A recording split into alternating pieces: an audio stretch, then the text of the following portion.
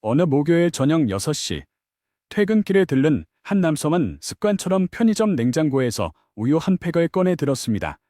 늘 봐오던 그 우유였습니다.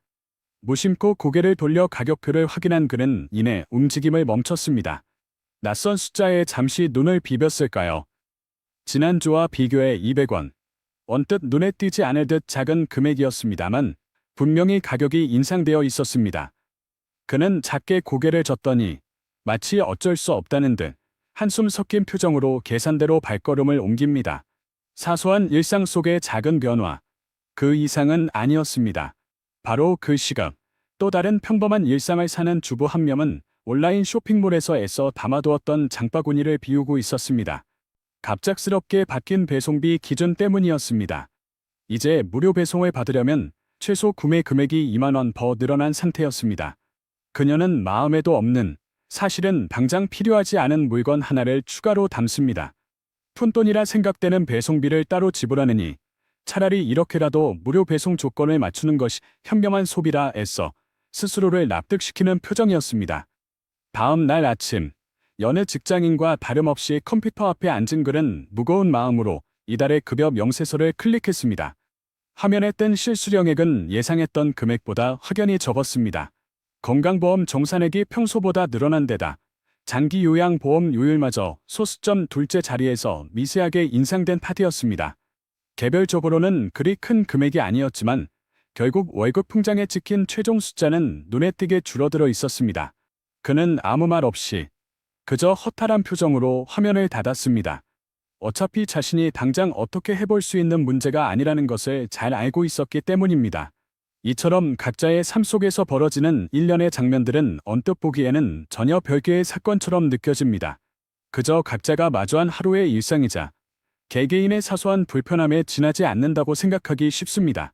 하지만 놀랍게도 바로 그 같은 날, 같은 시간대에 수백만 명에 달하는 사람들이 이와 비슷한 경험을 동시에 겪고 있습니다. 물건의 가격은 슬그머니 오르고 그동안 당연하게 여겨왔던 서비스의 기준은 어느새 달라져 있으며 미처 인지하지 못하는 사이 공제액은 조금씩 늘어나고 있었습니다. 이 모든 변화는 마치 물 흐르듯 아주 천천히 그리고 아무 소리 없이 조용하게 우리의 일상 곳곳 다양한 지점에서 동시에 벌어지고 있습니다. 대다수의 사람들은 이러한 현상들을 단순한 우연의 일치쯤으로 여깁니다. 요즘 물가가 워낙 많이 오르니까 기업들도 어려운 시기를 겪고 있으니 어쩔 수 없지. 혹은 정부 역시 복합적인 상황에 직면해 있으니 그러려니 해야지 하는 식으로 설명을 듣고 나면 고개를 끄덕이며 충분히 납득하게 됩니다. 물론 마음 한편으로는 불평과 불만이 쌓일 수도 있지만 이내 고개를 끄덕이며 상황을 이해하려 애씁니다.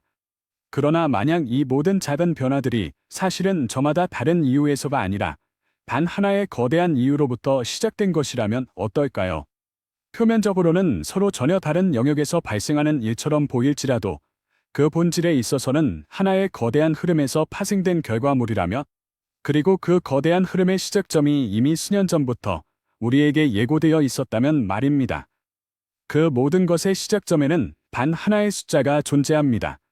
바로 국가가 합법적으로 빌릴 수 있는 돈의 물리적, 그리고 심리적 한계점 말입니다. 대부분의 사람들에게 국가 부채란 그저 추상적이고 막연한 개념으로만 다가올 뿐입니다. 뉴스를 통해 간간히 접하는 천조 단위라는 천문학적인 숫자, 저명한 경제 전문가들이 열띤 토론해 벌이는 난해한 주제, 그리고 선거철만 되면 을에 등장하는 정치인들의 공약 소재 정도로만 인식될 뿐, 우리의 평범한 일상과는 한참 멀리 떨어진 이야기처럼 느껴지는 것이 당연합니다. 공식적인 통계 수치에 따르면 대한민국이 짊어진 국가 채무는 이미 1100조 원을 가뿐히 넘어섰습니다. 포괄적인 일반 정부 부채를 기준으로 할 경우 그 규모는 무려 1200조 원을 초과한 것으로 보고되고 있죠. 국내 총생산, GDP, 대비 정부 부채 비율은 아직 46.8% 수준을 유지하고 있다고는 하지만 이는 어디까지나 수치상의 이야기일 뿐입니다. 이처럼 엄청난 숫자들이 우리의 일상생활과는 별다른 관련이 없어 보이는 가장 큰 이유는 아직 우리가 재정적 한계점에 도달하지 않았다고 막연하게 느끼고 있기 때문일 것입니다. 국가가 필요하다면 언제든 돈을 더 빌릴 수 있고, 혹시 위기가 닥치더라도 정부가 적절히 정책을 조정하면 되고, 시간이 흐르면 결국 모든 것이 회복될 것이다라는 뿌리 깊은 믿음이 우리 사회 깊숙이 자리 잡고 있기 때문이죠. 실제로 지난 수십 년간 우리를 포함한 많은 국가들이 그래왔으니까요. 하지만 아무리 국가라 할지라도 부채에는 엄연히 물리적인 한계가 존재합니다. 더 이상 빌릴 수 없는 금액의 상한선, 즉 한계점이라는 것이 명확히 존재하는 법이죠. 이 한계선은 때로는 법적인 테두리 안에서 정해지기도 하고 때로는 냉엄한 시장의 논리에 의해 자연스럽게 형성되기도 합니다. 어느 쪽이든 일단 이 한계선에 점차 가까워지기 시작하면 국가가 선택할 수 있는 정책의 폭은 급격하게 좁아질 수밖에 없습니다. 이러한 부채의 한계점에 다다를 때 대부분의 사람들은 대개 두 가지 시나리오 중 하나를 예상하곤 합니다. 정부가 마치 드라마의 주인공처럼 극적인 방식으로 개입하여 문제를 일거에 해결하거나 아니면 감당할 수 없는 수준의 위기가 한꺼번에 폭발하여 모든 문제점이 만천하에 드러나는 상황 말입니다. 그러나 실제 현실에서는 이 두 가지 시나리오 모두 좀처럼 그대로 펼쳐지지 않습니다. 정부는 개입하긴 하지만 그 방식은 결코 극적이지 않습니다. 위기가 터지긴 하지만 그것이 단 한 번에 모든 것을 집어삼키는 형태로 나타나지도 않습니다. 대신 아주 미세하고도 천천히 그리고 우리가 미처 알아차리지 못하는 여러 경로를 통해 조용하게 진행되는 양상을 보입니다. 이러한 조용하고도 점진적인 변화가 가능한 이유는 그 변혁의 물결이 세금, 복지, 풍계, 금융, 규제 등 사회 전반의 다양한 영역에서 거의 동시에 그리고 다발적으로 일어나기 때문입니다. 각 영역에서 이루어지는 개별적인 조정들은 하나하나 뜯어보면 너무나도 작아서 우리의 눈에 잘 띄지 않을 정도입니다. 그러나 이 모든 미세한 조정들이 결국은 하나의 동일한 방향, 즉 국가 재정의 건전성을 확보하려는 방향을 향해 움직이고 있다는 점이 핵심입니다. 실제로 과거 여러 선진국들에서도 이와 비슷한 패턴이 반복적으로 관찰된 바 있습니다. 국가의 부채 비율이 특정 임계치를 넘어서는 시점부터 정부의 행동 방식이 눈에 띄지 않게 그러나 미묘하게 달라지기 시작한 것입니다. 이러한 변화에 대해 공식적인 발표는 없었습니다. 마치 새로운 정책을 대대적으로 선언하듯이 공표된 적도 없습니다. 하지만 수많은 제도와 기준들이 마치 약속이라도 한 듯 동시에 움직이기 시작했습니다. 이러한 거대한 흐름은 일반 대중에게 직접적으로 상세하게 설명되지 않는 것이 특징입니다. 아니, 어쩌면 설명할 필요조차 없는 것인지도 모릅니다. 각각의 미세한 조정들은 저마다 그럴듯하고 합리적인 명분을 가지고 있습니다. 물가 안정을 도모하기 위해서, 보다 견고한 재정 건전성을 확보하기 위해서, 혹은 사회 전체의 공정한 분배를 실현하기 위해서 등 모두 듣기에도 타당하고 설득력 있는 이유들입니다. 그러나 진짜 문제는 이러한 개별적인 조정들이 하나하나씩 쌓여 누적되었을 때 발생합니다. 개별적으로는 지극히 합리적이고 논리적인 선택이었을지라도 그것들이 모두 합쳐지고 나면 결국 하나의 일관된 방향성을 띠게 됩니다. 그 방향은 명확합니다.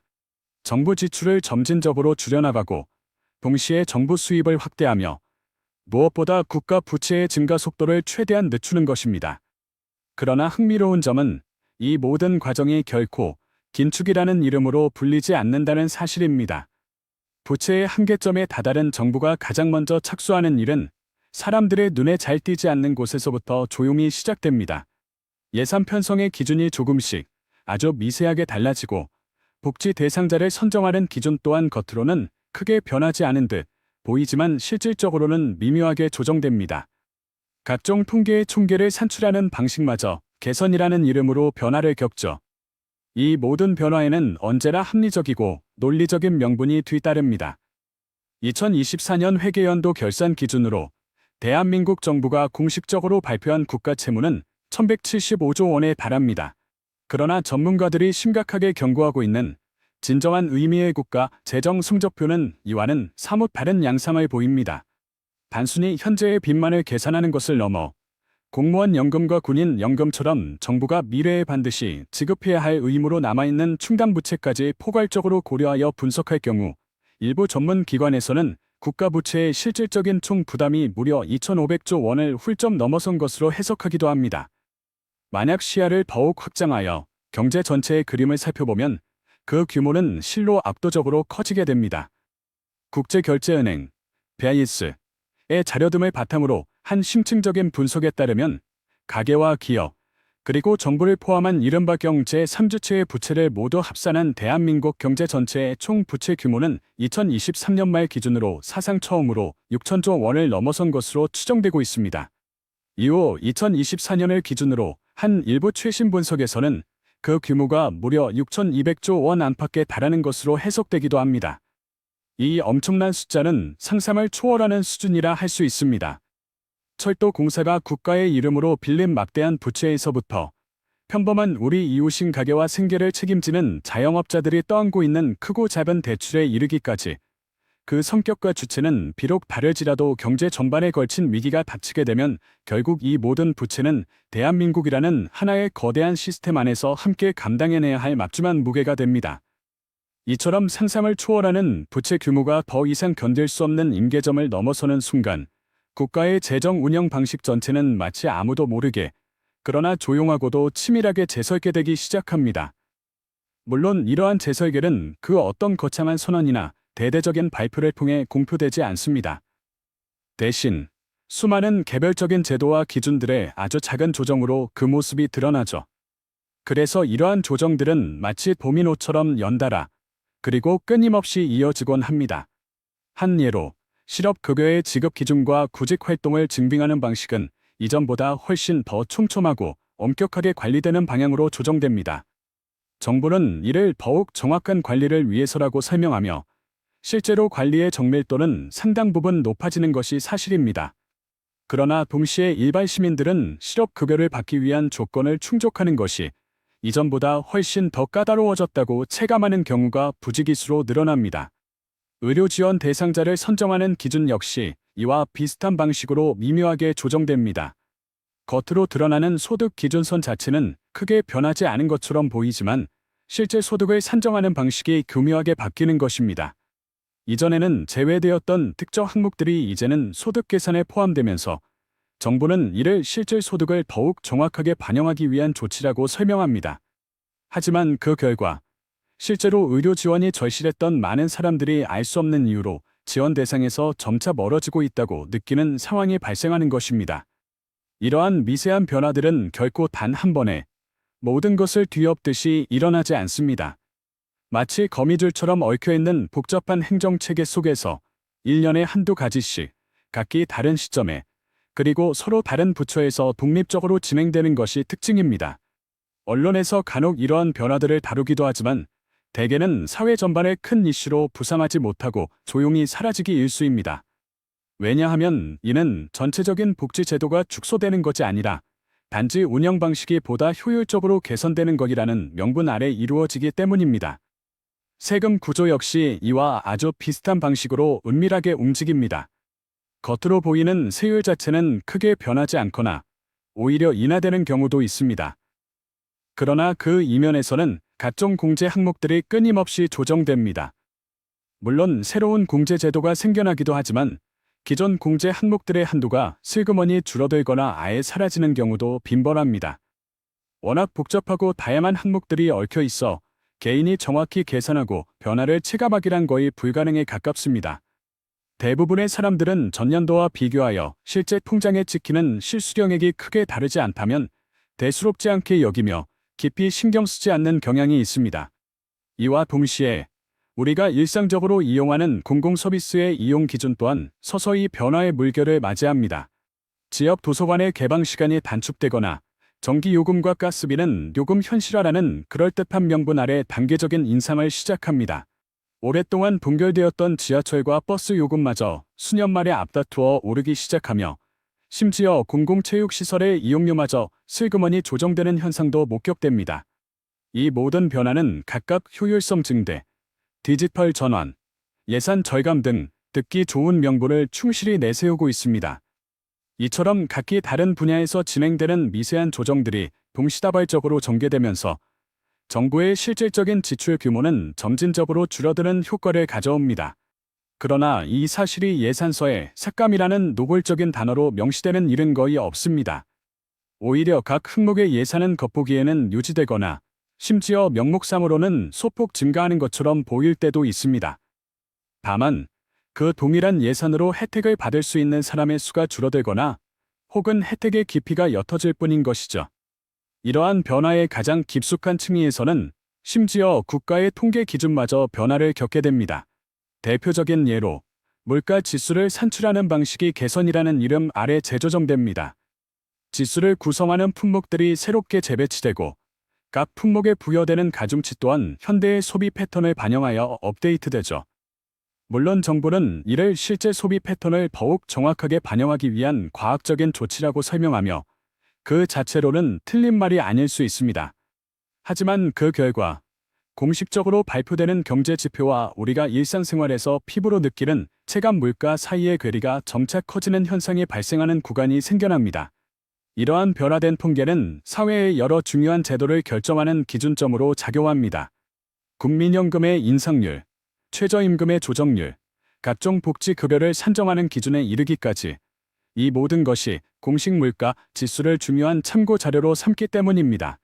결국 통계 산정 방식이 바뀌게 되면 이 모든 정책의 증가 속도 또한 자연스럽게 둔화되는 연쇄 효과를 낳게 됩니다. 누구도 명백한 거짓말을 한 것은 아닙니다. 다만 세상을 재단하는 기준 자체가 미묘하게 달라졌을 뿐입니다. 금융시장 역시 이러한 보이지 않는 변화의 흐름에서 예외는 아닙니다. 중앙은행은 섬세하게 통화 정책을 조정하는데 이는 단순히 기준 금리를 올리거나 내리는 것만을 의미하지 않습니다. 시장에 유동성을 공급하는 방식이 변화하고 특정 금융기관에 대한 지원 조건이 미묘하게 조정되며 때로는 대규모 자산 매입 프로그램이 축소되는 등의 조치들이 이루어집니다. 이러한 조정들은 명분상 시장 안정을 도모하기 위해서라고 설명되며 실제로도 시장의 안정화를 중요한 목표로 삼습니다. 그러나 동시에 이러한 조치들은 정부가 새롭게 시장에서 빌릴 수 있는 자금의 흐름을 조절하는 역할도 수행합니다. 금리가 오르면 정부가 짊어져야 할 이자 부담이 커지지만 역설적으로 동시에 무분별한 차입 행위 또한 더욱 어려워지는 효과를 가져오는 것이죠.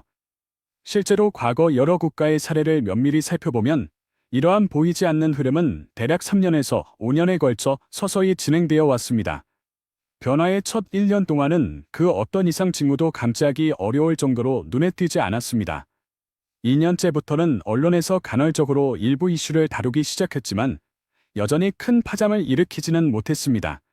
그리고 마침내 3년째가 되면 사람들은 비로소 뭔가 예전과는 달라지고 있다는 막연한 느낌을 받기 시작했지만 정확히 무엇이 어떻게 바뀌었는지 명확하게 설명하기는 쉽지 않았습니다. 이 거대한 시스템은 마치 여러 개의 정교한 밸브가 동시에 그리고 아주 조금씩 조여지는 것과 같은 이치입니다. 각 밸브는 독립적으로 작동하며 이를 담당하는 부서도 다르고 결정을 내리는 시점 또한 각각 다릅니다. 그러나 이 모든 밸브들은 놀랍게도 하나의 동일한 방향, 즉 전체적인 흐름을 점진적으로 줄여나가는 방향을 향해 움직입니다. 이러한 동시다발적인 조정이 가능한 근본적인 이유는 각 부처가 공유하는 핵심 데이터가 동일하기 때문입니다. 국가 부채 비율, 재정 적자 규모, 그리고 이자 부담액과 같은 것이 경제 지표들이 모든 정책 결정에 보이지 않는 배경으로 작용하는 것이죠. 비록 공식적으로 명시되거나 언급되지 않을지라도 이 숫자들은 항상 모든 정책 입안 과정에서 중요하게 고려됩니다. 그리고 바로 여기에 대다수의 평범한 사람들이 결국 같은 방향의 선택을 할 수밖에 없게 되는 이유가 숨어 있습니다. 정부의 여러 정책이 동시다발적으로 조정됨에 따라 자연스럽게 개인의 삶 속에서 선택할 수 있는 대안의 폭 또한 점차 좁아지게 됩니다. 복지 혜택의 기준이 까다로워지면 사람들은 정부의 도움을 기다리기보다는 스스로 문제를 해결하려 했습니다. 공공 서비스의 질이 저하되거나 그 범위가 축소되면 부족한 부분을 채우기 위해 어쩔 수 없이 민간 서비스를 이용하게 되죠. 그리고 세금이나 각종 준조세 부담이 늘어나면 가용 소득이 줄어든 만큼 자연스럽게 개인적인 지출을 줄이게 됩니다. 이 모든 개별적인 선택들은 각자의 주어진 상황 속에서는 지극히 합리적이고 최선의 판단이라 할 수 있습니다. 그러나 수백만 명에 달하는 사람들이 동시에 같은 방향으로 움직이기 시작하면 그 파급력은 상상을 초월하여 경제 전체의 거대한 흐름 자체를 바꿔놓게 됩니다. 소비는 눈에 띄게 줄어들고 미래에 대한 불안감으로 저축은 점차 늘어나며 투자는 극도로 보수적인 성향으로 변모하죠. 정부가 어떤 의도를 가지고 정책을 추진했든 상관없이 이 모든 정책은 결국 이러한 거대한 경제 흐름으로 수렴하게 됩니다. 국가 재정을 단순히 일시적인 위기에서 벗어나 지속 가능한 수준으로 되돌리기 위해서는 단순히 정부 지출만을 줄이는 것만으로는 결코 충분하지 않습니다. 정부뿐만 아니라 가계와 기업을 포함한 경제 전체가 함께 이러한 조정의 과정에 동참해야만 합니다. 그래야만 이 거대한 변화의 충격이 사회 전반에 걸쳐 고르게 분산되고 연착륙을 시도할 수 있기 때문입니다. 어느 점심시간, 한 주부가 늘 들르던 마트에서 장을 보고 있습니다. 이것저것 신중하게 장바구니를 채워 넣던 그녀는 문득 걸음을 멈춥니다. 어쩐지 예상했던 것보다 총 금액이 훨씬 많이 나온 것 같았기 때문입니다. 그녀는 잠시 고민하더니 꼭 오늘 사야 할 필요는 없는 것들이지라고 혼잣말하듯 중얼거리며 몇 가지 물건을 다시 진열대에 내려놓습니다. 다음 주에 다시 오면 되지 뭐. 같은 날 저녁, 발란한 한 가족이 오래간만에 외식을 계획합니다. 평소 즐겨 찾던 식당의 온라인 메뉴판을 검색해본 가족은 이내 얼굴에 당혹감을 감추지 못합니다. 모든 메뉴의 가격이 전반적으로 인상되어 있었기 때문입니다. 한참을 고민하던 가족은 결국 집에서 간단하게 식사를 해결하기로 결정합니다. 외식은 다음 달로 미루자는 아쉬움 섞인 한마디와 함께 말이죠. 이처럼 각자의 일상 속에서 펼쳐지는 개별적인 장면들은 여전히 서로 아무런 연결고리도 없는 듯 보입니다. 그저 각자의 합리적인 판단이자 각자의 삶을 위한 현명한 절약 습관에 불과하다고 생각할 수 있습니다. 그러나 놀랍게도 바로 그 같은 날, 비슷한 시간대에 수많은 사람들이 조금 더 작은 것을 선택하고 조금 더 적게 소비하며 조금 더 나중으로 미루는 식의 비슷한 결정을 내리고 있습니다. 이 시점에서 사람들은 오히려 역설적인 안도감을 느낍니다. 이 정도는 아직 위기가 아니다라고 스스로를 위로합니다. 진정한 위기였다면 이런 사소한 조정만으로는 결코 버텨낼 수 없을 것이라고 믿기 때문입니다. 그저 외식 한두 번을 미루는 것으로 문제가 해결될 수 있다면 그리 심각한 상황은 아니라고 판단하는 것이죠. 그러나 이러한 역설적인 안도감이 지속되는 동안에도 변화는 마치 보이지 않는 물방울처럼 꾸준히 쌓이고 누적됩니다. 다음 달이 되어도 이와 비슷한 수준의 조정이 여전히 필요하고 그 다음 달에도 마찬가지입니다. 처음에는 그저 개인의 자유로운 선택의 문제였던 것이 시간이 지남에 따라 점차 선택의 여지가 없는 필연적인 삶의 방식으로 굳어져 갑니다. 채 1년이 지나기도 전에 사람들은 어느새 자신의 생활 패턴이 예전과는 확연히 달라져 있음을 발견하게 됩니다. 가족 외식 횟수가 눈에 띄게 줄어들고 온라인 쇼핑을 하는 빈도가 낮아졌으며 예전에 즐기던 다양한 여가 활동마저 간소하고 단순해집니다. 이 모든 변화는 개별적으로는 아주 작은 움직임에 불과했지만 그것들이 모두 합쳐지고 나면 결국 삶의 질 자체를 근본적으로 변화시키는 거대한 파장으로 다가옵니다. 이러한 변화의 과정 속에서 대다수의 사람들은 분명 어떤 문제가 발생하고 있음을 어렴풋이나마 인식하고 있습니다. 뭔가 예전 같지 않다는 막연한 불안감을 느끼지만 당장 자신이 할 수 있는 일이 무엇인지 명확하게 떠올리기 어렵습니다. 소비를 줄이는 것 외에는 뚜렷한 대안을 찾기 힘든 것이 현실입니다. 저축을 늘려야 한다고 생각하지만 오히려 저축할 수 있는 여유는 점차 줄어듭니다. 수입은 크게 변하지 않았는데 알 수 없는 이유로 생활비와 각종 지출은 계속 늘어나는 것처럼 느껴지기 때문입니다. 실제로 물가는 꾸준히 오르고 있으며 주거비, 교통비 등 각종 생활비용 또한 멈추지 않고 증가하고 있는 상황입니다. 혹자는 재테크나 투자를 고려해보기도 합니다. 하지만 현재 시장의 불확실성이 너무나도 높아 보여 쉽게 움직이지 못합니다. 금리가 예상보다 더 올랐다는 뉴스를 접하고 부동산 시장은 당분간 조정 국면을 피하기 어려울 거이라는 분석 기사를 읽습니다. 주식 시장 역시 언제 퍼질지 모르는 높은 변동성으로 가득하다는 소식이 들려옵니다. 결국 가장 안전하고 합리적으로 보이는 선택은 그저 현금을 움켜쥐고 상황이 나아지기를 기다리는 것뿐입니다. 그러나 역설적이게도 이렇게 가장 안전해 보이는 선택이 결과적으로는 가장 늦은 선택, 즉 가장 위험한 선택이 되어버리는 순간이 올 수도 있습니다. 진정한 문제는 이러한 보이지 않는 조정의 과정이 과연 언제까지 지속될지 아무도 명확하게 알지 못한다는 점입니다. 정부 역시 이 과정의 명확한 종료 시점을 제시하지 못합니다. 아니, 어쩌면 제시할 수 없을지도 모릅니다. 국가 부채 비율이 안정적인 수준으로 되돌아오는 시점은 수많은 국내외 경제 변수와 상황에 따라 시시각각 달라지기 때문입니다. 사람들은 그저 막연한 기대감 속에 기다립니다. 조금만 더 버티면 상황이 나아질 거야. 경제가 다시 회복되고 정부 정책이 완화되면 그때는 다시 예전처럼 풍요로운 일상으로 돌아갈 수 있을 거야라고 스스로를 위로하며 믿습니다. 하지만 이러한 기다림 자체가 아이러니컬하게도 경제 전체의 활력을 앗아가고 성장을 더욱 느리게 만드는 원인으로 작용합니다. 소비가 줄어들면 기업의 매출은 필연적으로 감소합니다. 매출이 감소하면 기업들은 미래를 위한 투자를 주저하게 되고, 투자가 위축되면 새로운 일자리가 창출되기 어려워지거나 기존의 일자리마저 줄어들게 됩니다. 일자리가 줄어들면 사람들의 소득 불안은 더욱 커지고, 이러한 불안감이 커질수록 소비는 더욱 움츠러들 수밖에 없습니다. 이렇듯 악순환의 고리가 견고하게 형성되기 시작하는 것입니다. 이러한 악순환의 고리 속에서 가장 먼저, 그리고 가장 직접적으로 영향을 받는 사람들이 존재합니다. 불안정한 일자리에 종사하는 사람들, 복지 기준선 근처에서 겨우 버텨내던 취약계층, 그리고 작은 규모의 자영업을 운영하며 매일매일을 버텨내는 이들이 바로 그들입니다. 이들에게 작은 조정이란 결코 작지 않은 삶을 뒤흔드는 거대한 파장으로 다가옵니다. 그러나 안타깝게도 이들의 고통과 목소리는 사회 전체의 큰 흐름 속에서 크게 부각되거나 들리지 않는 경우가 많습니다. 왜냐하면 거시적인 전체 경제 지표는 여전히 반정적으로 보이기 때문입니다. 경제 성장률은 예전 같지 않게 낮아졌지만 마이너스로 추락하지는 않았고, 물가는 꾸준히 오르고 있지만 통제 가능한 수준이라는 설명이 덧붙여집니다. 실업률 또한 눈에 띄게 높지 않으니 표면적으로는 그야말로 모든 것이 정상적으로 작동하고 있는 듯 보입니다. 그 순간에도 사람들은 이미 무의식적으로 같은 선택을 반복하고 있었습니다. 조금씩 줄이고, 조금씩 미루며, 조금씩 포기하는 식의 선택 말입니다. 개개인의 입장에서는 충분히 합리적이고 현명한 판단이었을지 모르지만, 이러한 집단적인 움직임은 결과적으로 경제 전체의 활력을 앗아가고 성장 동력을 더욱 느리게 만드는 역효과를 초래합니다.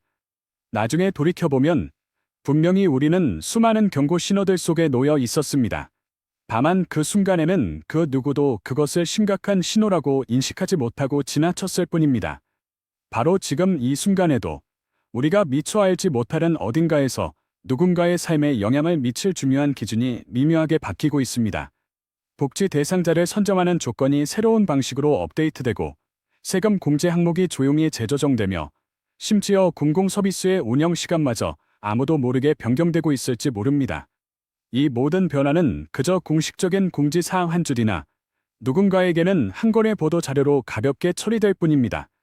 내일 아침, 누군가는 오늘과 다름없이 평소처럼 익숙한 출근길에 오를 것입니다. 점심시간에는 식당 메뉴판을 한참 동안 고르다가 잠시 망설이는 모습을 보일 테고, 저녁에는 온라인 쇼핑몰에서 애써 담아두었던 장바구니를 결국 비울지도 모릅니다. 주말에는 오랜만에 계획했던 가족 나들이나 외출을 아쉬움 속에 취소할 수도 있겠죠. 이 모든 것은 우리의 일상 속에서 벌어지는 언뜻 보기에는 아주 사소하고 개인적인 변화들에 불과합니다. 그러나 이러한 사소한 변화들이 하나둘씩 꾸준히 모여들게 되면 우리가 살아가는 세상의 풍경은 어느새 완전히 다른 모습으로 달라져 있을 것입니다. 단 1년 뒤에는 이것이 당연한 선택이라고 여기게 되는 습관들이 늘어나 있을 테고, 5년 뒤에는 예전과는 비교할 수 없는 새로운 사회적 기준과 규범이 확고하게 자리 잡을 것입니다. 국가 부채의 한계점에 도달한 나라는 결코 그 어떤 극적인 발표를 하지 않습니다. 대중에게 우리는 지금 위기에 처해 있습니다 라고 선언하지도 않습니다. 다만 수많은 제도와 시스템을 눈에 띄지 않게, 그리고 아주 조용히 조정하기 시작할 뿐입니다. 그리고 그 안에 살고 있는 사람들은 자신도 모르는 사이에 그 미세한 조정에 맞춰 자신의 생활 방식을 조금씩 바꿔나가기 시작합니다. 이 모든 거대한 변화의 흐름이 진행되는 동안에도 거리의 풍경은 평소와 다를 바 없이 활기찬 모습을 유지합니다. 사람들은 매일 아침 출근을 하고 저녁에는 쇼핑을 하며 그저 익숙한 일상을 묵묵히 살아갑니다. 누군가는 오늘도 편의점에서 우유 한 팩을 집어들고 가격표를 확인하며 잠시 멈칫하겠지만 이내 아무렇지 않다는 듯 계산대로 향할 것입니다. 겉으로 보기에는 아직 아무 일도 벌어지지 않은 것처럼 모든 것이 평온해 보입니다. 진정한 위기는 결코 예고 없이 찾아오는 법이 없습니다. 다만 우리가 그 미세하고도 중요한 신호들을 제대로 읽어내지 못할 뿐입니다. 만약 각자의 일상 속에서 이러한 변화의 신호들을 포착하셨다면 댓글로 함께 공유해 주시면 좋겠습니다. 이 영상을 시청해 주셔서 진심으로 감사합니다. 냉혹한 경제 전쟁터에서 길을 잃지 않고 현명하게 헤쳐나갈 수 있도록 구독과 좋아요로 함께 해주십시오. 앞으로 더욱 깊이 있는 분석과 통찰로 여러분께 보답하겠습니다.